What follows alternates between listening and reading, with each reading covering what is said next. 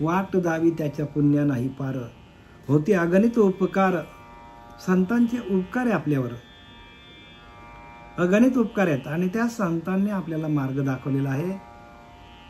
आणि त्या मार्गाने आपल्याला जाण्यासाठी जे काय प्रयत्न करायला पाहिजे ते प्रयत्न करता करता ग्रंथांचं अध्ययन पण करायला पाहिजे. आपण त्या ग्रंथामध्ये काय लिहिलेलं आहे, म्हणजे आपण योग्य दिशेला आहोत किंवा अयोग्य दिशेला चाललो आहे, ही दिशा जी आपली ती बरोबर आहे का, संतांच्या मार्गावर आपण आहोत का, हे कळण्यासाठी संतांनी आपल्याला काय केलं आहे, हे सगळी शास्त्र लिहिलेली आहेत.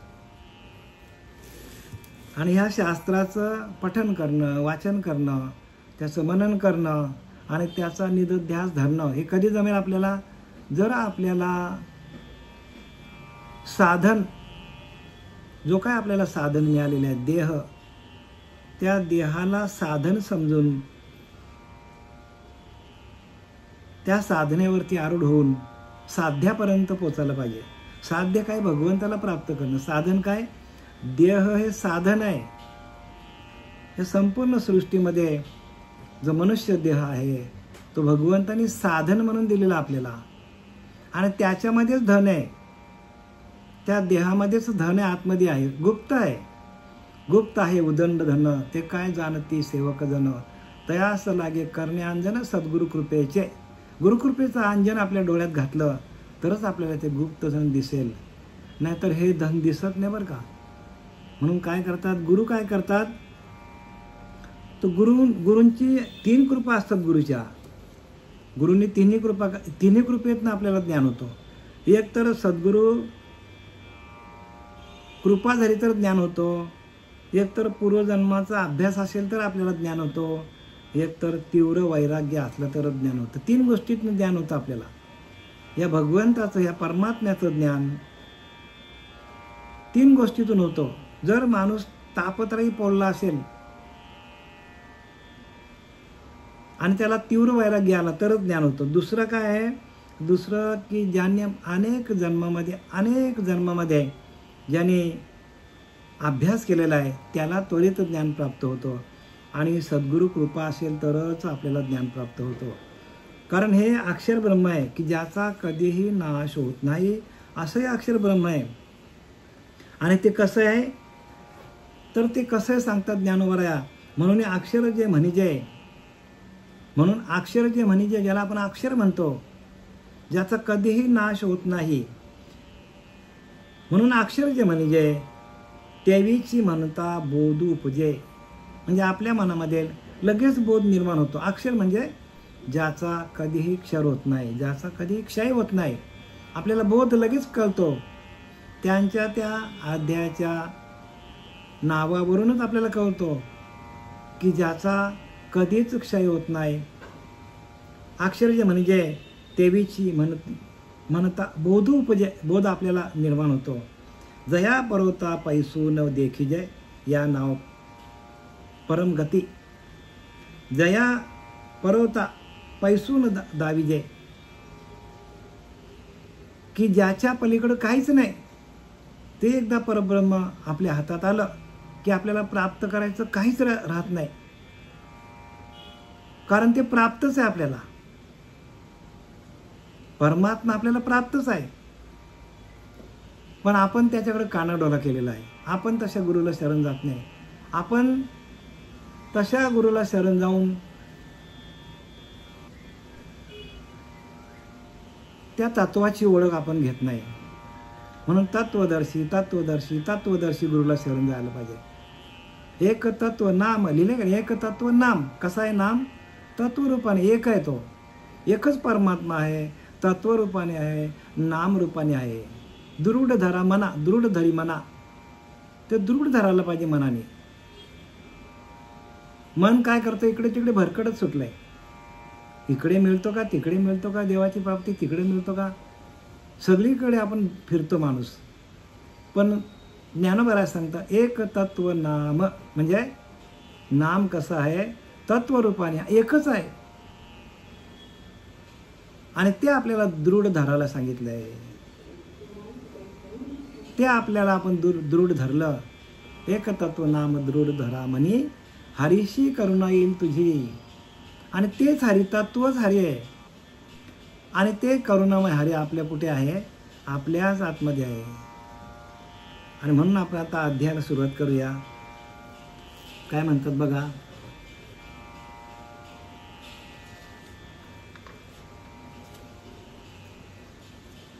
काय सांगतात ज्ञानोबा, आपण ऐकूया.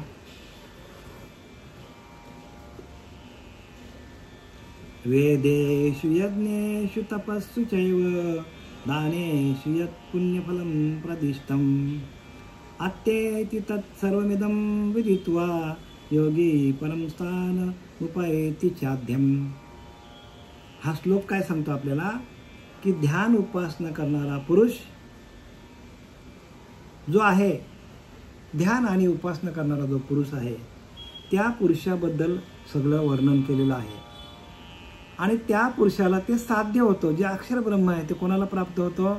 जो ध्यान करतो, जो योगी आहे, जो संत आहे, जो परमात्म तत्वाशी एकरूप झालेला आहे, त्यालाच हे ज्ञान कळतं.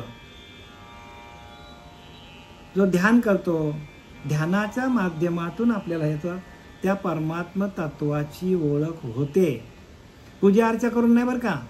आपण आयुष्य कितीतरी आपले आयुष्य गेले, कितीतरी जन्म घेतले आणि फक्त आपण पूजा केली बाहेरची, तर हे तत्व आपल्याला मिळणार नाही. कारण ते तत्व आपल्या आतमध्ये आहे.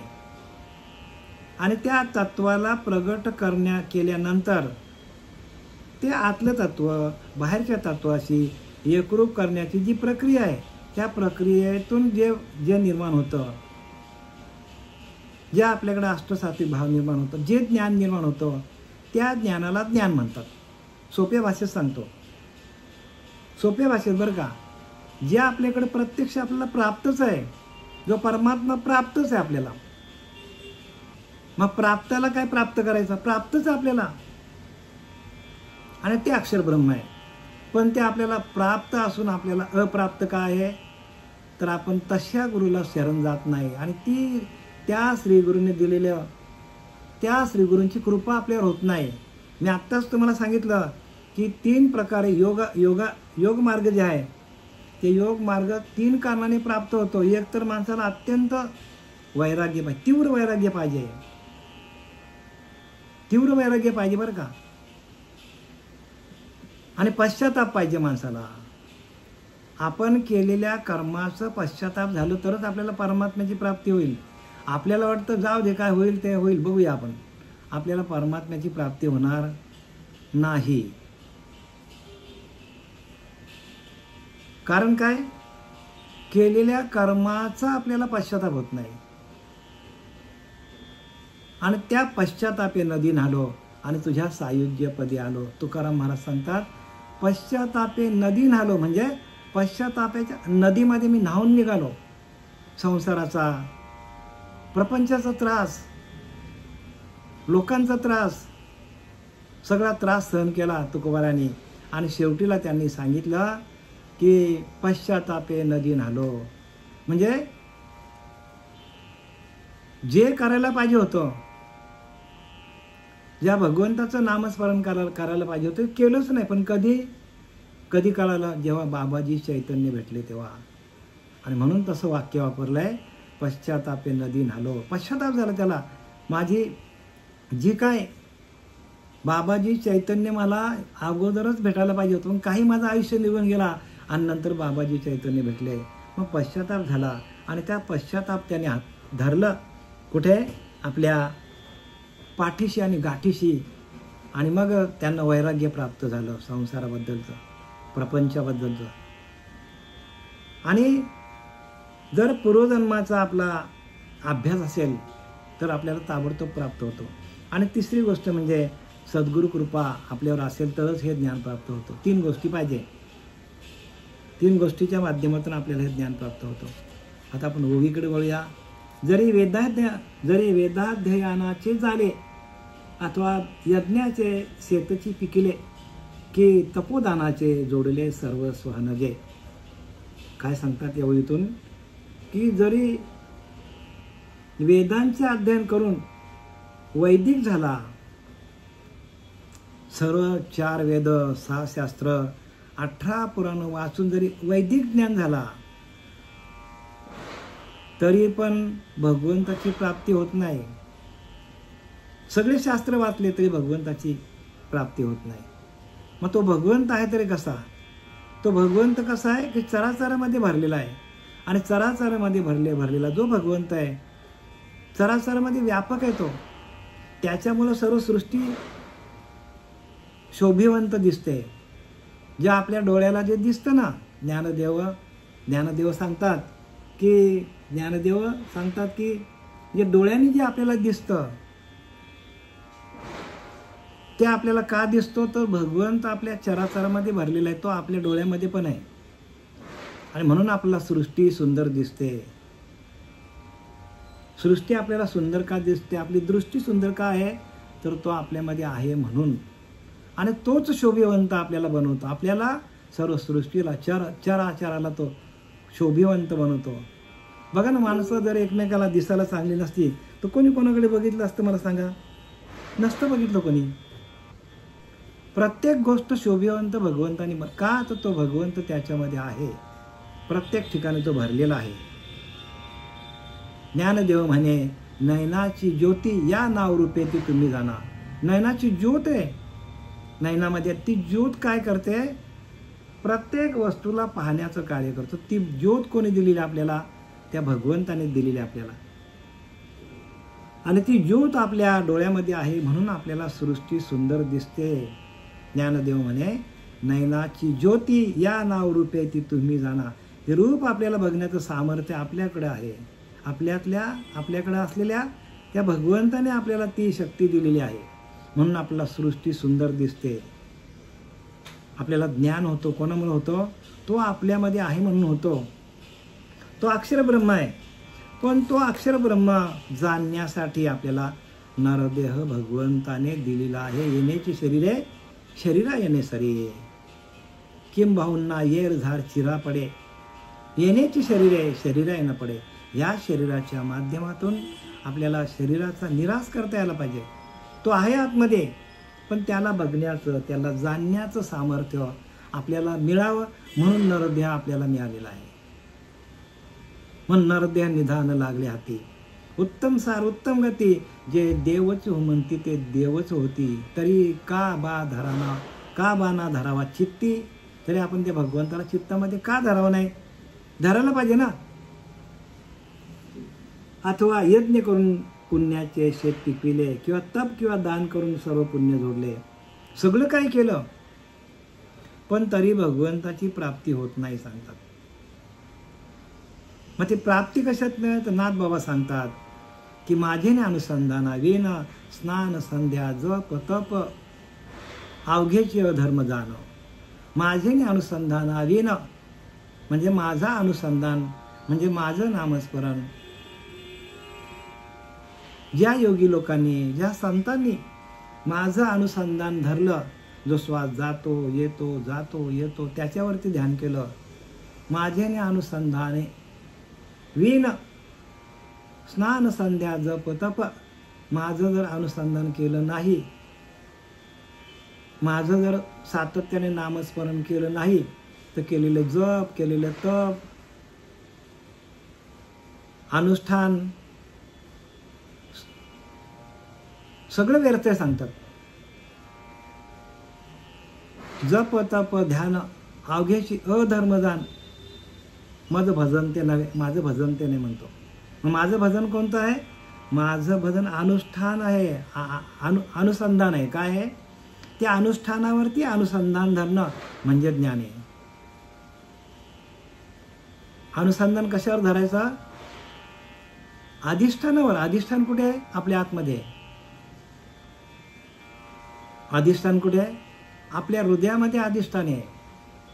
भगवंताला राहण्याची एकमेव जागा प्रत्येक जीवाचा आत्मा आहे. आणि त्या आत्म्याला काय म्हटलेलं आहे? अधिष्ठान. आणि तो आपला अधिष्ठान आहे. आणि त्याच्यावरती आपल्याला देवाला वसवता यायला पाहिजे. आठा चौफालुनी भळे वरी बैसू पावले श्री गुरूंची. आता हृदय आपले चौफालुनी भळे, वरी बैसू पावळे सद्गुरूंची. काय सांगितलंय? आता हृदय आपलं विस्तारित करायचं असेल तर त्या हृदयावर श्रीगुरूंची पावलं आपल्याला बसवता यायला पाहिजे. किती सोप्या भाषेत माऊली सांगतात. पण आपल्या लक्षात हे येत नाही. याला कारण काय? आपली उपासना कमी पडतो, आपलं ध्यान कमी पडतो, आपली दृष्टी जी आहे ती अजून शुद्ध झालेली नाही. आणि जोपर्यंत अंतःकरण शुद्ध नाही तोपर्यंत केलेली उपासना फुकट आहेत बरं का. जोपर्यंत अंतःकरण शुद्ध नाही केलेली सगळी उपासना फुकट जाईल, काहीच कामाला येणार नाही तुम्हाला.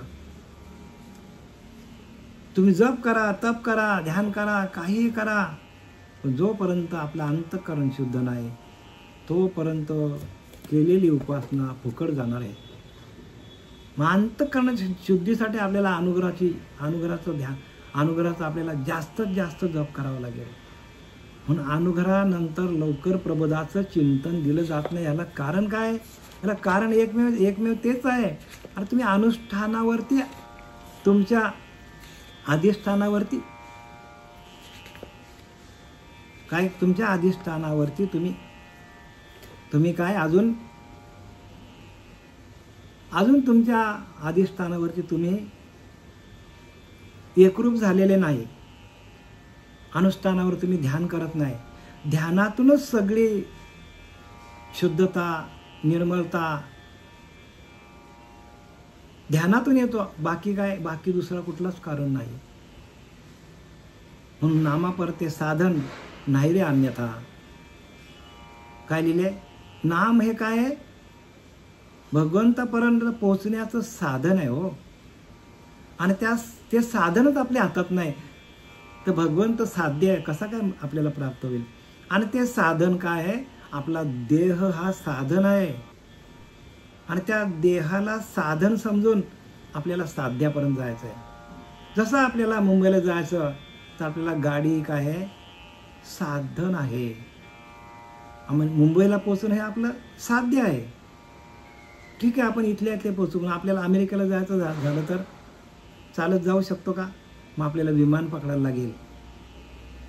विमान हे आपलं साधन आहे आणि अमेरिके गाठणं हे आपलं साध्य. तसं भगवंताला साधण्यासाठी देहामध्ये असलेलं नाम, देहासहित नाम आहे बरं का. देह गेला का नाम पण जातो. मग देहामध्ये असलेलं नाम, देहासहित असलेलं नाम ते साधन आहे. आणि साध्य काय आहे? भगवंताला प्राप्त करणं हो. कारण आपल्याला हा जो अक्षर ब्रह्म चाललेला आहे, ब्रह्माक्षर निर्देश योग, म्हणजे ब्रह्माक्षर म्हणजे ते अक्षर ब्रह्म आहे की ज्याचा कधीही नाश होत नाही. आणि त्याच्याशी आपल्याला एकरूप होणं म्हणजे योग, त्याच्याशी जोडण्याचं काम श्री गुरु करून देतात.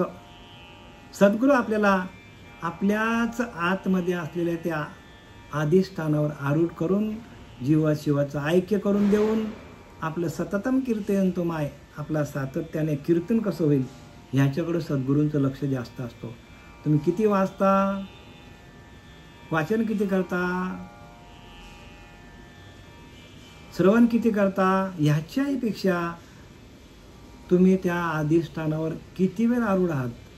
1 तास, 2 तास, 3 तास, 4 तास, 5 तास अखंड चिंतन विठोबाचं व्हायला पाहिजे. तरच हे ज्ञान कळेल. मग आपले ज्ञानचक्षु आपले काय होतात? ज्ञानचक्षु आपल्याला ज्ञानचक्षु जो आहे त्या ज्ञानाच्या चक्षुतून आपल्याला ह्या चांबड्याच्या डोळ्याने नाही बरं का भगवंताची प्राप्ती होत.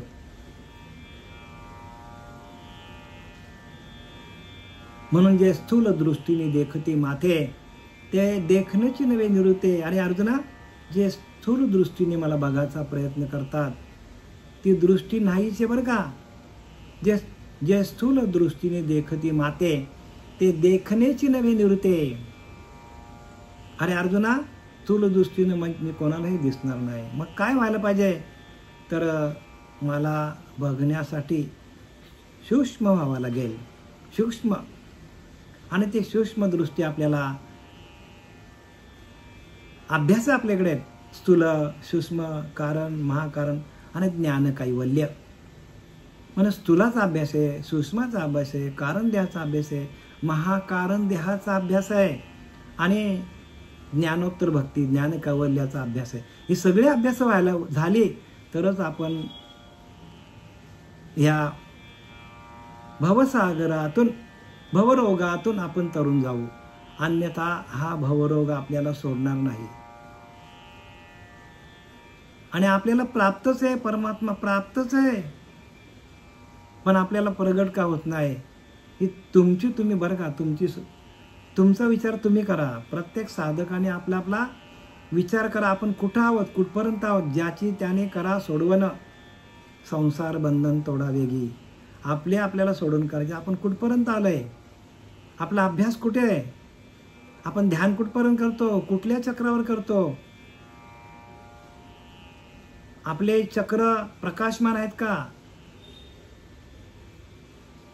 कारण बुद्धीचे वैभव अन्य नाही दुजे.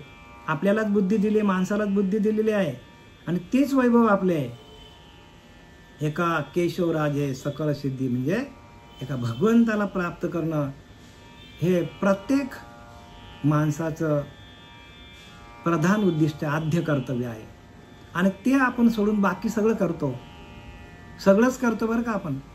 का? आता आपण त्या मायेमध्ये अडकलो. या देहाच्या अभिमानामध्ये माणूस अडकला आहे. आणि तो अभिमान जोपर्यंत गलित होत नाही, जात नाही देहाचा अभिमान, तोपर्यंत ज्ञानाची प्राप्ती होणार नाही. आपले शब्द पण बघा, आपले शब्द कसे आहेत, अभिमानातून बाहेर पडतात. आपण जेव्हा संसाराच्या बाता मारतो तेव्हा आपले प्रत्येक शब्द अभिमानाचा असतो. बघा तुम्ही तुमची परीक्षा करा. आम्ही बोलत नाही तुम्हाला. कारण काय की संसार हाच कसा आहे, आपल्याला बंधनात टाकणार आहे. म्हणजे आपला जो प्रपंच चाललेला आहे, हा प्रपंचच आपल्याला बंधनात टाकणार आहे आणि परत परत जन्माला आपल्याला यावं लागणार आहे. आणि याचा सगळ्याचा निरसन करायचं असेल तर आपण काय करायला पाहिजे? आपण ध्यान करायला पाहिजे. श्री गुरूंनी सांगितलेल्या मार्गातून सावकाशपणे जायला पाहिजे, तर मुळापर्यंत जायला पाहिजे.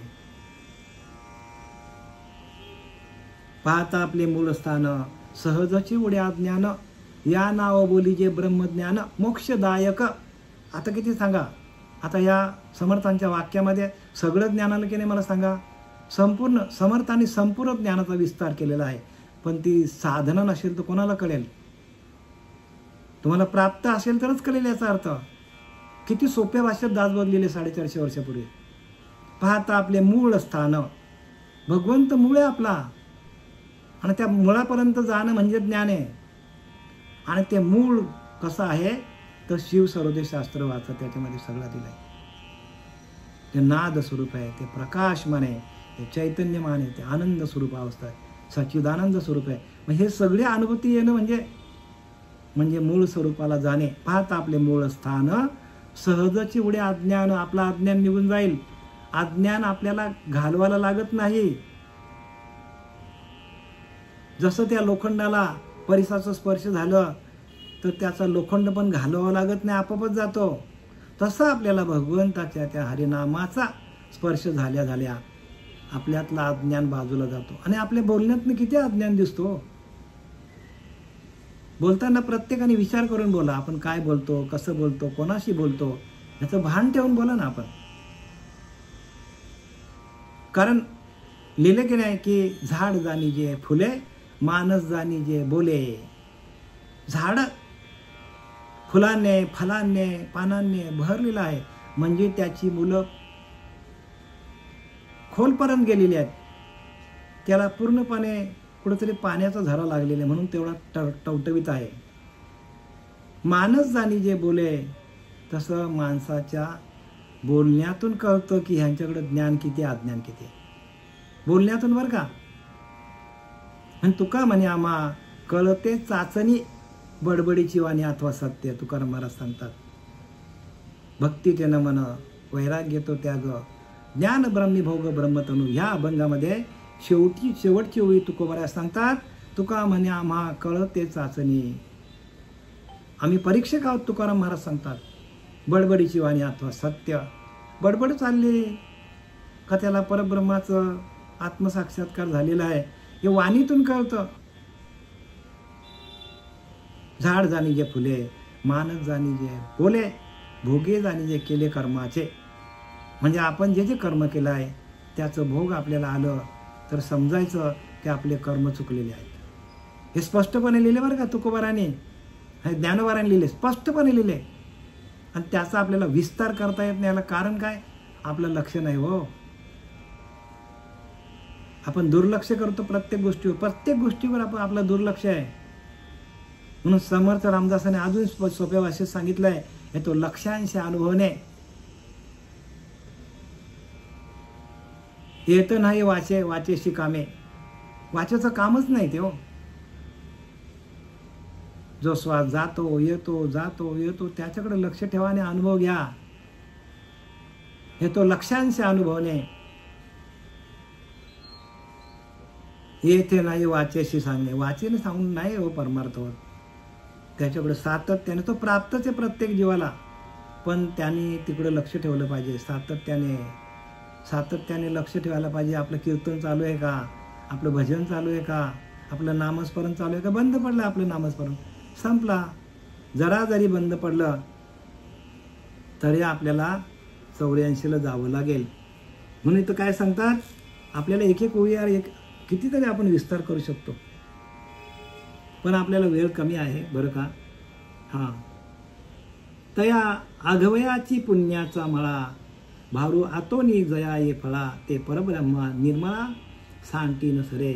अशा प्रकारचा सर्व पुण्याचा मला जरी फळाच्या भाराने भरून गेला तरी त्या निर्मल परब्रह्माची बरोबरी कोणाच्याही करवत नाही. काय सांगितलं आहे की सगळ्या प्रकारचे उपाय केले भगवंताला प्राप्त करण्यासाठी. अगदी हवन केला, यज्ञ केला, जप केला, तप केला, सगळं केला, तरी पण त्याची निर्मल ब्रह्माची बरोबरी कोणामध्ये होत नाही. जो ब्रह्म निर्मल आहे, आपण निर्मल प्रत्यक्ष आपण कसं आहोत, तर आपणच आपल्याकडे असलेलं जे परमतत्व आहे, जे परब्रह्म आहे, ते कसं आहे, निर्मल आहे. ओरिजिनल आपल्याकडेच आहे. ते प्रत्येक माणसाकडे ते ओरिजिनल ब्रह्म आहे. आणि त्या ब्रह्माशी एकरूप होणं म्हणजे ज्ञान आहे. आणि त्या ब्रह्माला प्राप्त करण्यासाठी जप करण्याची गरज नाही, तप करण्याची गरज नाही, सांगितले हवन करण्याची गरज नाही, यज्ञ करण्याची गरज नाही, पोथी वाचण्याची गरज नाही, ग्रंथ वाचण्याची गरज नाही. मग त्याला प्राप्त करण्यासाठी काय करावं लागेल, तो असलेला आंतरीचा अंतरात्मा त्याच्याशी एकरूप होऊन त्याचं अखंड भजन कसं करता येईल. अनुसंधान माझेने अनुसंधाने देख संकल्प जाणले. आपल्याकडे येणारे विचार जळून जातात. मध्याजी चोख याच नाव, यालाच चोख भक्ती म्हणतात. ऐसा मी याथेला होशी, त्याने माझ्या स्वरूपा पावशी, माझ्या स्वरूपाशी एकरूप हो सांगितलं आहे. हे अंतःकरणीचं गुज तुझं पाशी सांगितले अर्जुना. गुज हे गुह्य आहे आणि गुह्य सांगणारे ते संत असतात. बाकी असंत भरपूर आहेत.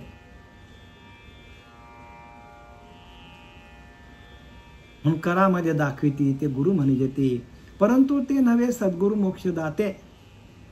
आपल्याला ते मोक्षाला घेऊन जाणार नाही. मग मोक्षाला जाण्याचा मार्ग का एकच आहे की आपल्याला मोहाचा क्षय करण्यासाठी आपली इंद्रिय आपल्या एका आत्मस्वरूपाकडे, आपल्या एका आत्मदेवाकडे आणून त्या आत्मदेवाचं भजन करून त्या आत्मानंदामध्ये जाणं आणि त्याचं सततम कीर्तयंतो माय यतस्तांच दृढवत. हा व्रत आपण धरायला पाहिजे. सततम कीर्तयंतो माय, सातत्याने आपल्याला त्या भगवंताचं भजन करता यायला पाहिजे. दुसरा मार्ग काहीच नाही बरं का. एकच मार्ग कलियुगी उद्धार हरीच्या नामातून सांगितलंय. कितीही साधने केली तरी भगवंताची प्राप्ती होणार नाही, भगवंताकडे जाता येणार नाही. आणि याच देहामध्ये, याच मनुष्य देहाला येऊन आपल्याला भगवंताची प्राप्ती जर आपल्याला मिळाली नाही, झाली नाही, तर मग बाकीच्या योनीमध्ये हा विचारच नाही हो. मग आपण गेलो अधोगतीला. मग आपली अधोगती वाचवायची असेल तर ते अक्षर ब्रह्म काय आहे त्याचा आपण परत परत वाचा बरं का. हा जो अध्याय आहे 8वा अध्याय, आठवा त्यालाच आठवा. तो आपल्याला आठवायला लागतो. आपण त्याला विसरलो, त्याला आठवलं नाही आणि बाकी आपल्याला आठवला. तर मग हे ते कोणाची बा काय गेले ज्याचे त्याने त्याला आठवा हो. तो आपल्या आतमध्ये तो अक्षर ब्रह्म आहे. तोच आपल्याला काय करणार आहे, तोच युगानुयुगे एकलाच एकतो. तोच आपल्याला मागच्या जन्मात तो होता, आताही तोच आहे, याच्यानंतर पण तोच असणार, जो अक्षर ब्रह्म आहे की ज्याचा कधीही नाश होत नाही. आणि तो त्याच्यासाठी ओविका लिहिली माऊली. म्हणून या अक्षर जे म्हणजे तेवीची म्हणती बोध उपजे, म्हणजे ज्याचा कधीच नाश होत नाही असा बोध आपल्या अंतःकरणाला होतोच होतो. अक्षर म्हणजे ज्याचा कधीच नाश होत नाही. जया परोते पैसून देखी जय या नाम परमगती. जे प्राप्त झाल्यावर दुसरं प्राप्त करण्याची गरजच लागत नाही आणि त्याला परमगती म्हणतात. काय म्हणतात? जया पावणे परोते, अनेक पावणे नाही. इथं मागच्या वेळेमध्ये लिहिलं आहे तैसे ओम हे स्मरो स्मरे, तैसे ओम हे स्मरो स्मरे, मग तेथेची प्राणपुरे. मग प्रणवांती उरे प्रणवांती उरे पूर्ण घन जय. म्हणून प्रणव एक नाम, ते एकाक्षर ब्रह्म, ते माझे परम पावन स्मरण साता. ते माझं परम स्वरूप आहे आणि त्या परम स्वरूपाला जाणं आणि त्याच्याशी एकरूप होणं म्हणजे परमगती आहे. जया पावणे परोत्या अनेक पावणे नाही. तिथं गेल्यानंतर दुसरं प्राप्त करायची, एकदा देव प्राप्त झाला की दुसरं प्राप्त करायची गरजच लागत नाही. आपण प्राप्त काय करत बसलाय? संसारातल्या वस्तू सगळ्या जमा करत बसलाय. एक फ्लॅट दुसरा फ्लॅट व्हायला, एक फ्लॅट असेल दुसरा फ्लॅट व्हायला पाहिजे. एक बंगला घेतला दुसरा बंगला, तिसरा बंगला, एक गाडी घेतली 4 गाड्या घेतल्या. आपण हे प्राप्त करतो. म्हणजे जे नाशिवंत आहे त्याच्या मागे आपण लागलो. जे शाश्वत आहे, जे आपणच आहोत, जे आपणच परब्रह्म आहोत, त्याच्याकडे आपलं लक्ष नाही. समर्थ रामदासांनी सोप्या भाषेत लिहिलं आहे, परब्रह्म ते सकळांपर ते तयास. आपणच आहोत ते. पण हे कळे अनुभव मते सद्गुरू केले. अनुभव आला का? नाही आला तर त्या गुरुचा काय फायदा आहे? सद्गुरू केल्या लिहिले, सद्गुरू केल्या लगेच अनुभव यायला पाहिजे. पण जे आपल्याला अनुभवाला आणून देत नाही ते आपल्याला त्यांना गुरु म्हणावं का आपण? मग तो कोणी असेल, आपलं कोणीही शिष्य असेल, कोणीही गुरु असेल, पण हे माऊलींचे बोल आहेत, हे समर्थांचे बोल आहेत, हे आपण कोरून ठेवा आपल्या हृदयावर. कोणाचं ऐकू नका तुम्ही तुमच्या विचाराने चाला. कारण शेवटीला तुमच्या विचाराने तुम्हाला पुढे जायचं आहे. आपलेच विचार आपल्याला पुढे नेतील. लोकांचे विचार आपल्याला कुठेच कामाला येणार नाही. म्हणून प्रयत्न विना कार्य झाले, जेवल्या विना पोट भरले आणि ज्ञाने विना मुक्त झाले, हे तो घडेना. सोप्या भाषेत सांगतात समर्थ. प्रयत्न विना कार्य झाले, आणि प्रयत्नच केला नाही, आपण ध्यानच केलं नाही, आपण ग्रंथ वाचलेच नाही, आपण देवाशी एकरूप झालोच नाही आणि आपण बोलायचं अरे मला देव भेटला, अरे मला देवाचा अनुभव आला. चुकीचं आहे हो. प्रयत्न विना कार्य झाले, जेवल्या विना पोट भरले. जेवलंच नाही, पोट भरेल का? ज्ञाने विन मुक्त झाले, हे तो घडेना. ज्ञानच नाही आपल्याला, मुक्त होईल का आपण मुक्त हो का? ज्ञाने विन ज्ञानच नाही आपल्याला, त्या स्वरूपाची ओळखच नाही आपल्याला, त्या स्वरूपाचं ज्ञानच नाही, त्या स्वरूपाशी एकरूप झालोच नाही, मुक्त होईल का? बघा असे अनेक पंथ पडल्यात कोरडे, ज्याचा त्यांनी विचार घ्यावा. आपण कुठल्या पंथात आहोत, आपण कुठला गुरु केलाय, हे आपल्याला बरं का हे पारदर्शक आहे. हे ज्ञान आपल्याला पारदर्शकता दाखवतो. ज्ञानोबरांचं ज्ञान, तुकोबरायांचं ज्ञान, रामदास स्वामींचं ज्ञान पारदर्शकता दाखवतो. पण आपल्याला त्याचं गांभीर्य कळत नाही का? तर त्याच्याशी एकरूप झालो नाही आपण बाहेरचाच अर्थ लावतो त्याला. आणि बाहेरचा अर्थ लावून आपल्याला काय होतो? म्हणून अंतर्मुखी सदा सुखी लिहिलं की नाही? अंतर्मुख व्हायला सांगितले आपल्याला. अंतरीच्या खुणा प्रगटवणे लिहिले की नाही? अंतरीच्या खुणा आहेत त्या प्रगट व्हायला पाहिजे. भगवंताला प्राप्त करण्याच्या खुणा आपल्या आतमध्ये आहेत आणि त्या आपल्याला प्रगट करता यायला पाहिजे आणि त्या प्रगट करण्याचं कार्य श्री गुरूंच्या कृपेने होतं बरं का, असं होत नाही. अशा प्रकारचा सर्व पुण्याचा मला जरी फळाच्या भाराने वाहून गेला तरी त्या निर्मल ब्रह्माची बरोबरी कोणीच करू शकत नाही. म्हणून कोटी कोटी यज्ञ नित्य ज्याचा नेम एक हरी नाम जपता घडे. नाथ महाराज सांगतात कोटी कोटी यज्ञ, कोटी कोटी यज्ञ केले तरी पण त्याची प्राप्ती होत नाही म्हणतो. कोटी कोटी यज्ञ जरी केले तरी त्याची प्राप्ती होत नाही. पण तीच प्राप्ती एक हरिनाम जपता घडे. एक श्वास आतमध्ये घेतला आणि सोडला, एवढ्या क्षणात त्याची प्राप्ती होतो. एक हरिनाम, एक श्वास घेतला आणि सोडला, तेवढ्या अवधीत भगवंताची प्राप्ती होतो. बघा किती सोपं करून ठेवले. म्हणून नाथांना सोडू नका, ज्ञानोबाऱ्यांना सोडू नका, तुकोबाऱ्याला सोडू नका, त्यांच्या मार्गावर चला. इतर जे काही लोकांनी करून ठेवलं आहे आपली दिशाभूल, साधकांची दिशाभूल आहे. ज्ञानेश्वरी वाचा, साधना करा, ज्ञानेश्वरी वाचा, साधना करा, ज्ञानेश्वरी वाचा, साधना करा, ध्यान करा. योगिक क्रिया आहे. योग म्हणजे एकरूप होणं. योग म्हणजे परब्रह्म तत्वाशी एकरूप होणं, त्या परब्रह्म तत्वाचं भजन करणं. कारण ते तत्वच काय करतो, आपल्याला जन्माला घालतो आणि तत्वच आपल्याला तत्वाशी एकरूप करून घेतो. जन्माला येताना ते तत्वच आपल्याबरोबर आलेलं आहे आणि जाताना त्या तत्वाशीच आपल्याला एकरूप होता आलं पाहिजे. आणि त्या तत्वावर आपण जर अनेक प्रकारचे आपण भोग भोगले प्रपंचातले, तर तो तत्व इथंच फिरत राहील तो.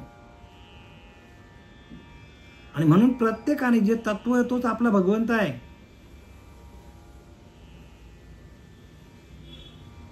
आणि त्या भगवंताशी एकरूप होणं, त्याच्याशी एकरूप झालं तर तोच आपल्याला ते ज्ञान देणार आहे. तोच आपला देव आहे. त्याच्याशी एकरूप झालं तर तोच आपल्याला ज्ञान देणार आहे. दुसरं ज्ञान द्यायला कोण येणार आपल्याला सांगा. आपल्या अंतरीच्या अंतरात्म्याशी एकरूप झालो आणि तो जर प्रकाशमान झाला, तो जर चैतन्य स्वरूप आपल्यामध्ये प्रगट झाला, तो जर आत्मानंद आपल्याला भेटला, तर आपल्याला कुठेही जायची गरज नाही. आणि ते परब्रह्म आहे, ते शाश्वत आहे आणि ते अक्षर ब्रह्म आहे की ज्याचा कधीच नाश होत नाही. ह्या जन्मात हे आहे, याच्या आधी होता, याच्या नंतर हे असणारच 100%. मग आपण संतांना शरण कशासाठी जायचं, तर संतांना शरण एवढ्यासाठी जायचं आपण की ते तत्व काय आहे त्या तत्वाशी एकरूप मला करून द्या, जीवशिवाचा ऐक्य करून द्या. हाच आपला हट्ट पाहिजे. बाकी हट्ट करून नाही जमणार आपल्याला. बाकी आज सगळे केलेले श्रम आपले वायफल जातील, फुकट जातील आपले श्रम. म्हणून जे करशी आणि काही नामा परते, हे तत्वरूपाने नाम आहे. आकारुनी सांगे तुका, नाम घेता राहू नका सांगतात. नामाशिवाय नाम घेता राहूच नका सांगतात. आपल्याला बरंच काही विस्तार करता येईल बरं का. आज वेळ आपल्याला कमी पडणार आहे, एकदम कमी पडणार वेळ आपल्याला. चला आता पुढच्या वेळेला आपल्याला सगळं एक्सप्लेन करता येईल बरं का. जेवढं जमेल तेवढं करतो मी आता, कारण खूप आहे याच्यामध्ये विश्लेषण एवढं आहे की आपल्याला 1-2 तास पूर्ण, कारण शेवटचं आहे ना, ह्या गोव्या शेवटच्या आहेत. आणि त्या शेवटच्या वेळेमध्ये भगवंतांनी स्वतः सांगितलं आहे हे ज्ञान, स्वतः कुरुक्षेत्रावर सांगितलेलं ज्ञान ह्या. आणि तो आपल्याला प्रकाशमान करायचा असेल तर त्यासाठी वेळ द्यावा लागेल. अशा प्रकारचा सर्व पुण्याचा मला जरी फळाच्या भाराने भरून गेला तरी त्या निर्मल ब्रह्माची बरोबरी कोणालाही करवता येत नाही. म्हणजे ब्रह्म कसा आहे, निर्मल आहे. ब्रह्म कसा आहे, नित्य आहे, निरंतर आहे, अज आहे, ध्रुव आहे, असा तो ब्रह्म आहे. आणि त्याची बरोबरी कुठलाही शास्त्रही करू शकत नाही.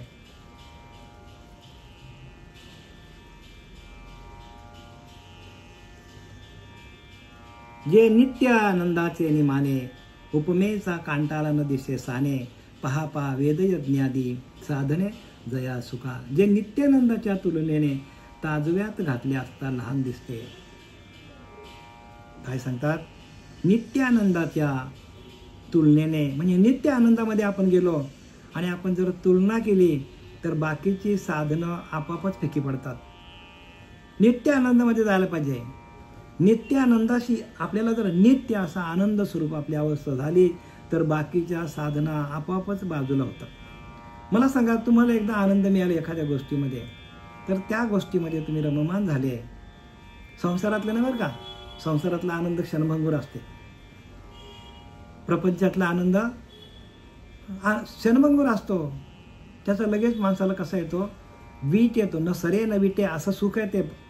परब्रह्माचं सुख कसं आहे? न सरे न विटे, न विटे न सरे. म्हणजे तो जातही नाही, न येत नाही, तो असतच असे सर्व काळ. आणि तो परमात्मा आहे. आणि त्या परमात्म्याची साधना करता करता त्याच्याशी एकरूप होणं, त्याचं भजन करणं आणि त्या अनुभव घेणं.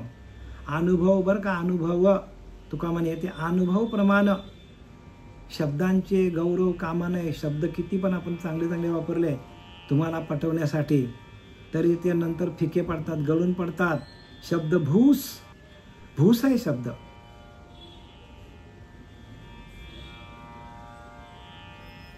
म्हणून हे शब्दाविन संवादी जे, शब्दांच्या शिवाय आपल्याला संवाद करता यायला पाहिजे भगवंताशी. बोला आधी झोंबीजी अनुभवाशी, अनुभवाला यायला पाहिजे. शब्दविन संवादी जे, आणि बोला आधी झोंबीजे अनुभवाशी, अनुभवाला यायला पाहिजे आपल्याला. आणि अनुभव आला तरच भगवंताची प्राप्ती झाली आपल्याला. जर अनुभवाला आले नाही तर मग आपला सर्व वेळ फुकट गेला. जे नित्यानंदाच्या तुलनेने ताजव्यात घातले असता लहान दिसते. आणि ज्याच्या प्राप्तीकरता वेदयज्ञ ही साधने करावी लागतात. आणि ज्याच्या प्राप्तीसाठी वेदांनी सांगितलेले साधने पण करावी लागतात त्याच्या प्राप्तीसाठी. पण या सगळ्यांच्या पलीकडे तो परमात्मा आहे कसा? तर परमात्मा आहे कसा? तर तो दिसत नाही, भासतो आपल्याला, दिसत नाही तो. आणि तो म्हणून वेदांनाही नाही कळला अंत पार ह्याचा कानडा राजा पंढरीचा, जो वेदांनाही कळला नाही. आणि म्हणून सर्व एक पूर्ण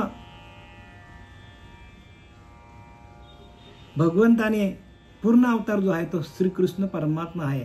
आणि तो पूर्ण अवतार आहे बरं का आपल्याकडे. कृष्ण परमात्मा हाच पूर्ण अवतार आहे. आणि ते पूर्ण अवतारामध्ये भगवंताने काय काय करून ठेवलं आहे, हे सगळं जगामध्ये जे भरलेलं दिसतं ते जगच सर्व कृष्णमय आहे. म्हणून त्याला कृष्णाची उपमा दिलेली, प्रत्येक वस्तूला कृष्णाची उपमा दिलेली आहे. म्हणजे कृष्णाची होई आपण, ते कृष्णच होई आपल्या अंतःकरण संकल्पाची अंगणी ओळंगती सिद्धी, ह्याच अध्यायामध्ये सांगितले. तो कृष्णच होई आपण, तो कृष्णच होई आपल्या अंतःकरण. बघा, आपलं अंतःकरण कृष्णमय व्हायला पाहिजे. मग संकल्पाची अंगणी ओळंगती नाना सिद्धी. संकल्पाचे संकल्प विकल्प जातील आणि सिद्धी आपल्या समोर आपल्याला द्यायला आडवे येतील. सिद्धी आपल्याला, तुम्हाला काय पाहिजे, हे पाहिजे का ते पाहिजे, संसारातल्या सगळ्या वस्तू तुम्हाला द्यायला येतील सिद्धी. पण ते न घेताना आपण काय करायला पाहिजे? आपलं कृष्णमय अंतःकरण आपलं व्हायला पाहिजे. म्हणजे अखंड चिंतन विठोबाचं व्हायला पाहिजे. पण हे कधी होईल की जै शरीर भावना असती इंद्रिय विषय विसरती, जै सोमभाव प्रतिती प्रगट होय. तो सोमभाव आपल्या आतमध्ये प्रगट झाला तरच आपल्याला त्याची अनुभूती येईल. झालेली सेवा आपले सच्चिदानंद सद्गुरू श्रीपाद बाबा, रामदास बाबा, नारायण बाबा, नाना बाबा, पांडुरंग दिवेकर बाबा, शरद बाबा, आपले गजानन महाराज यांच्या चरणी समर्पित करत आहे.